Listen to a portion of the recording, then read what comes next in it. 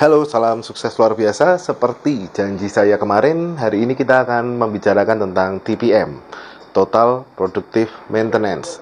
Nah, untuk itu kayaknya nggak cocok ya kalau kita pakai baju ini, kita harus ganti dulu. Kita akan ganti bajunya. Oke.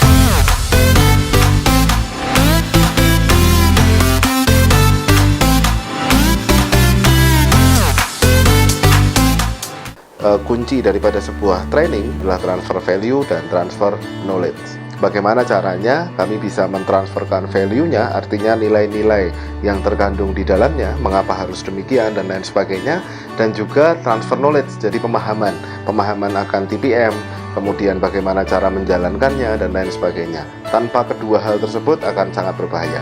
TPM adalah satu bentuk solusi bagi perusahaan untuk membuat kinerjanya jauh lebih optimal dan maksimal. Sebetulnya kalau kita bicara tentang 4 kebutuhan yang kemarin saya bahas, silahkan tonton Manufaktur Zaman Now yang edisi 1. Akan ada 4 di sana: efektif, efisien, stabilitas, kemudian kontinuitas. Maka TPM bisa memastikan keempatnya terpenuhi. Nah, apa saja manfaat dari Total Productive Maintenance? Yang pertama adalah menambah skill dan juga hubungan antara operator dan tim yang lain. Jadi akan ada skill dan hubungan yang jauh lebih fleksibel antara operator dan divisi-divisi lain. Lalu yang kedua, manfaatnya adalah kinerja mesin akan jauh lebih stabil. Bukan berarti selamanya baik ya, tapi jauh lebih stabil dan jauh lebih bisa diandalkan atau reliable. Lalu yang ketiga, manfaatnya akan bisa menyimpan lebih banyak uang atau menyimpan lebih banyak modal. Jadi itu dia manfaat dari TPM. TPM sendiri adalah satu metode di mana tadinya bagian perawatan itu adalah divisi maintenance, sementara sekarang di dalam TPM maka bagian perawatan diserahkan kepada semua orang yang terlibat di dalamnya. Jadi ada pola pikir yang harus diubah. Pola pikir yang harus diubah adalah merubahnya dari yang awalnya saya mengoperasikan, kamu merawat, menjadi ini barang saya, harus saya rawat dan saya sayangi, dan saya buat dia tetap bisa digunakan. Ini ada satu hal yang berbeda di sini. Tadinya operator berpikirnya bahwa ya ini ada satu alat, tugasku operasiin aja, kalau rusak panggil maintenance. Sekarang nggak boleh lagi. Dengan sistem TPM maka situasi akan berubah total, di mana operator yang tadinya hanya tinggal panggil maintenance, mereka melakukan sedikit juga bagian dari pekerjaan seorang maintenance. Artinya apa yang harus mereka kerjakan? Nanti kita bahas lebih jelas lagi. Jadi intinya ada satu pola pikir yang diubah, yang tadinya saya mengoperasikan, kamu merawat, menjadi ini saya rawat seperti kepunyaan saya sendiri. Ya, untuk hal ini justru kita harus belajarnya dari perusahaan bis. Para pengusaha bis itu sudah sedemikian baiknya menimbulkan TPM sebetulnya.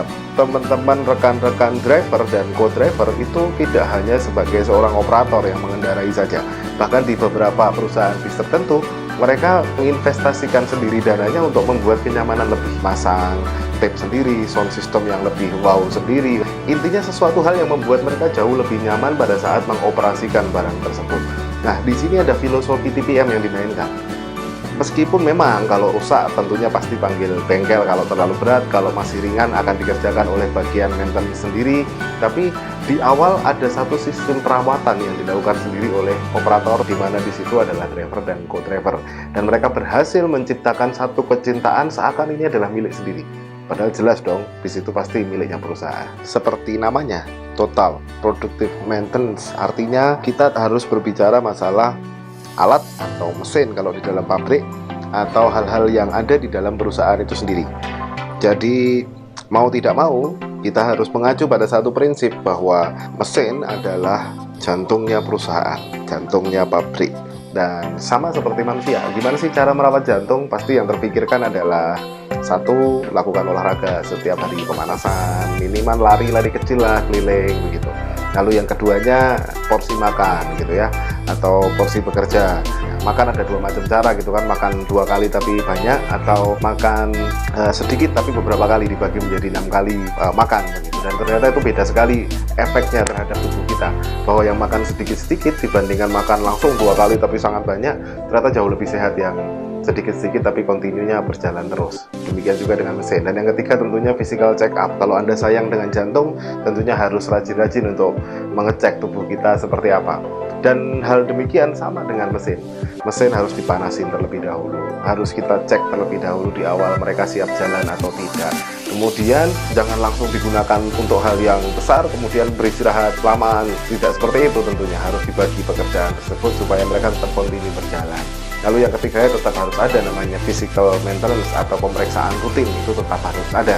Kalau kita memperlakukan mesin sama seperti memperlakukan jantung pada tubuh kita, tentunya mesin akan jauh lebih terawat dan jauh lebih sehat. Sekali lagi, video ini tidak hanya untuk yang baru saja berdiri, juga bagi yang sudah stabil atau sudah lama berdirinya. Maka mau tidak mau kami harus sampaikan juga bagaimana cara mengujinya, bagaimana cara tes apakah di perusahaan Bapak dan Ibu sekalian sudah mampu mengaplikasikan TPM ini dengan maksimal. Cara ujinya adalah dengan menguji apakah OEE-nya sudah berjalan dengan maksimal. OEE adalah Overall Equipment Effectiveness. Ada 3 alat uji di sana di dalam OEE. Yang pertama yaitu performanya. Bagaimana performa mesin tersebut? Bisakah masih mengadakan, menciptakan, memproduksi barang sejumlah tertentu seperti yang ditargetkan, ataukah ada penurunan secara performa? Jadi performa lebih ke kuantitas. Lalu yang keduanya adalah quality. Bagaimanakah kualitas yang keluar dari alat tersebut, apakah berubah menjadi lebih buruk atau masih tetap bagus seperti sebelumnya? Itu harus terus kita pantau. Lalu yang ketiga adalah ketersediaan atau available-nya, bagaimana mesin itu bisa digunakan atau tidak. Ketiga hal tersebut, misalkan Anda ingin mengaplikasikan TPM di dalam perusahaan Anda, silahkan tempelkan, pasang ketiga hal tersebut menjadi tempelan di dekat mesin begitu, biar kita terus bisa mengecek nilainya, value-nya dari 3 hal tadi. Saya ulang lagi, performa, kemudian ketersediaan bisa dipakai atau tidak. Ini bisa mengambil track record daripada alat tersebut, mulai setelah berapa kali dia tidak bisa dipakai dan seterusnya. Kalau seumpama ketersediaannya menjadi semakin sedikit, yang tadinya dalam 1 bulan misalkan perlu diistirahatkan 1 hari menjadi 2 hari, artinya ketersediaannya berkurang, artinya sedang di dalam masalah. Performa juga sama, yang tadinya bisa menghasilkan 1000 atau 2000 setiap jamnya kemudian berkurang, berarti ada sesuatu yang bermasalah. Yang ketiga adalah kualitasnya. Kalau kita peka terhadap hal tersebut, maka TPM secara tidak langsung bisa berjalan dengan maksimal. Sekali lagi bahwa TPM itu tujuannya adalah untuk memberikan penghematan juga dari berbagai macam sisi. Iya, lalu bagaimana cara untuk menjalankan TPM di dalam perusahaan kita? Nah, di situ ada 7 pilar TPM. 7 pilar ini yang mampu membuat TPM itu bisa berjalan tegak begitu Bapak Ibu. Ini yang akan saya sampaikan, silahkan direnungkan untuk Anda sekalian. Dari mulai yang pertama adalah histori peralatan. Ini penting sekali. Jadi sebelum TPM ini berjalan atau sudah berjalan, Bapak Ibu pastikan punya data rekam jejak masing-masing peralatan yang Bapak Ibu punya, dan itu terpampang dengan jelas. Jadi secara visual mampu dilihat oleh operator. Mereka mampu mengecek langsung, menguji langsung, dan melihat langsung apakah peralatan itu berjalan sebagaimana mestinya. Nanti kalau dikaitkan ke yang 3 hal tadi, yang OEE, maka ini bisa untuk menguji ketersediaan atau siap dipakainya. Iya, lalu yang kedua tentunya adalah SOP mesin tersebut. Jadi kenapa yang pertama history? Karena saya jaga-jaga, saya prepare apabila Bapak Ibu beli mesin second. SOP atau cara mengoperasikan mesin tersebut atau alat tersebut. Bapak Ibu mesti tahu betul bagaimana cara standar untuk mengoperasikannya. Barangkali sudah dimodifikasi atau sudah dibuat pembaharuan, pengembangan, mungkin ditambahkan ini itu, harus ada yang namanya SOP jelas, dan itu juga harus tertempel, terpasang. Jadi artinya operator selalu ingat, lupa pun diingatkan kembali oleh SOP tadi. Jadi 7 pilar yang pertama, saya ulang lagi, yang pertama adalah history, yang kedua adalah SOP-nya, mesti jelas juga, setiap orang mesti tahu. Lalu yang ketiga adalah draft OEE-nya, jangan lupa, yang ada kualitas, ada performa, lalu ada juga ketersediaan tadi. Silahkan ditempelkan juga di sana. Jadi mungkin ada papan tertentu yang berada di dekat mesin yang berisi hal-hal tersebut. Lalu yang keempat adalah maintenance yang terencana, yang mungkin harus diuji terlebih dahulu. Sekali lagi, Bapak Ibu masih ingat di video saya sebelumnya, saya sampaikan bahwa efisien adalah murni feedback. Jadi lihat feedback yang sudah-sudah, lihat rekam jejaknya, maka bisa diskedulkan, dibuatkan rencana mengenai jadwal maintenance. Itu harus ada juga di sana, baik dari yang ringan, sedang maupun maintenance berat. Lalu yang kelima adalah cleaning management. Ini juga penting juga. Cleaning management memastikan bahwasannya ada beberapa mesin tertentu yang tidak ketahuan dia rusak atau enggak karena saking kotornya. Kebersihan itu tentunya adalah hal yang sangat penting. Yang pertama saya bicara tentang kebersihan alat dulu, supaya bisa secara fisik dilihat dia baik atau tidak. Tentunya adalah dia harus bersih dulu. Kalau sudah bersih pasti bisa kelihatan. Tombol-tombolnya, panel-panel semua terlihat. Indikator-indikator itu harus dibersihkan juga supaya bisa dilihat betul-betul. Jadi cleaning management juga dibuatkan papan tertentu untuk terus memantau kondisi kebersihannya, siapa yang membersihkan di awal mula dan lain-lain sebagainya. Lalu yang keenam adalah ketersediaan spare part. Jadi ada beberapa alat yang sudah disiapkan di lokasi, sekiranya ada kerusakan sedikit saja yang sifatnya adalah ringan. Jadi kalau di perusahaan bis, driver dan co-driver itu sudah harus bisa mengganti strength juga. Nanti mohon dikoreksi kalau ada yang salah di bidang ini. Tapi mereka sudah bisa rata-rata. Jadi untuk perusahaan yang sifatnya adalah kerusakan ringan, mereka bisa langsung seketika betulkan dan bisa jalan. Tidak perlu mengantri bagian maintenance lagi.